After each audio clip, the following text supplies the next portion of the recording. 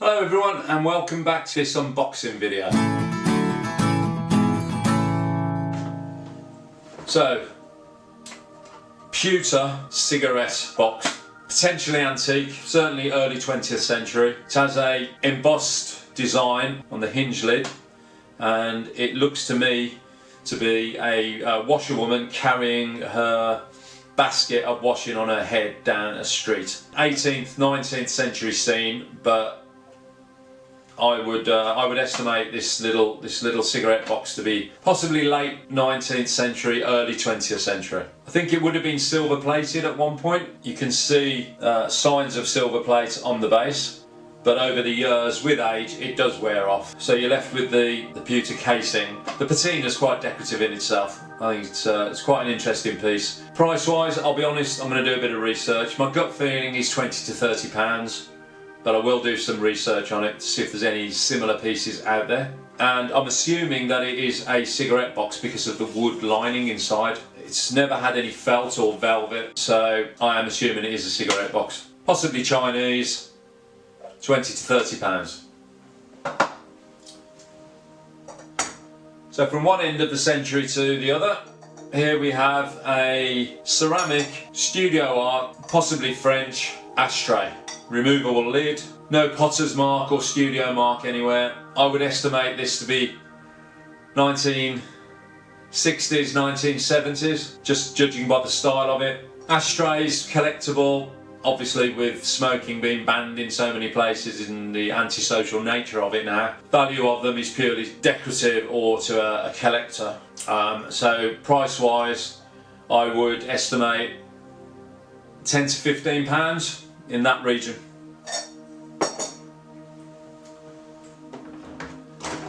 Here we have a mid-century piece of kitchenalia and it is a can opener and it does work. You have hours of fun with that. Possibly double up as a piece of exercise equipment. Typical 1950s, 1960s yellow enamel paint. Screw fixings just taped over to keep it safe. Lovely piece for the kitchenalia collector. I would be asking £25 for that can opener.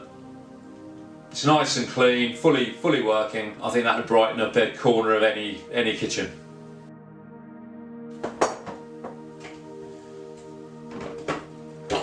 Next out we have, this is quite interesting, early 20th century, well possibly late 19th century. It's taped up, so I'll just take the tape off the ends. It's a little box, a little wooden box with lids either side. Possibly a sewing box, maybe a leather or faux leather covering on the base with some sort of early plastic feet, slot head screws. Yeah, it's a veneer finish, looks like some kind of rosewood. Two separate compartments. And if you're wondering what's rattling around inside, so it's a whole set of miniature brass campfire cooking implements. One for the kitchenalia collector perhaps. Little lids. Don't think I'd be selling those with the box. And this side we have, this is quite interesting. This is an item in itself. We have a cutthroat razor, inlaid mother of pearl. It's not initial, no monogram. Unfortunately, there's a piece of the mother of pearl missing there. And I would certainly date this as late 19th century, so genuine antique. It is in good condition other than the missing piece of mother of pearl. I'll see if there's a maker's name. And there is, and it is Kingsbury. So I will have to look up Kingsbury to check the value of this. They can be very valuable, or they can be run-of-the-mill, 20 to 30 pounds. They can go into the hundreds of pounds. So I don't know yet. I need to research that. Perhaps I'll update you when I've looked it up. So I'll put that back into the box.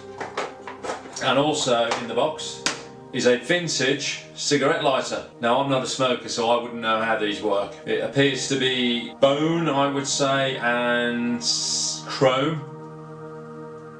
Nothing in it. I can't see a maker's mark on it. Sometimes they're hidden away. Oh, there you go, you lift it up like that. There's the little wick there. It's quite a nice decorative piece, kind of, I would say it's got a deco look to it. So I would probably date this pre-war, 1930s, maybe as early as the 20s. But a nice little cigarette lighter, and that's probably one for the collector. So bit of research. Can't put a price on it until I've looked it up. But I'll update you on that. So I'm quite often asked, how do I tell the difference between bone and ivory? Well, there's a couple of fairly straightforward ways to check it initially, and that is the first one is to feel. Just feel the surface. Now bone is porous, so it will feel slightly rougher than ivory. Ivory will have a buttery sort of feel to it. Now this has got a buttery sort of feel to it, which is leading me to think that it could potentially be ivory, which may be a problem. The second good way to check whether it's bone or ivory is to look at it under a magnifying lens. Now, as a rule, bone being porous, under the magnifying lens you'll see small tiny holes, and that indicates that it is bone. Ivory, you will see, because it isn't bone, you will see lines, and these could be straight lines or even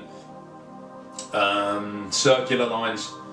Now, looking at this piece, there's certainly no holes in it. It feels buttery and I can see lines in it. So potentially this little lighter could be stainless steel and ivory. Now if it is ivory, it's illegal to sell it unless it's pre-1947. Even saying that, there is a current court case going on that might stop the sale of all ivory unless it's of particular value or importance at a national level.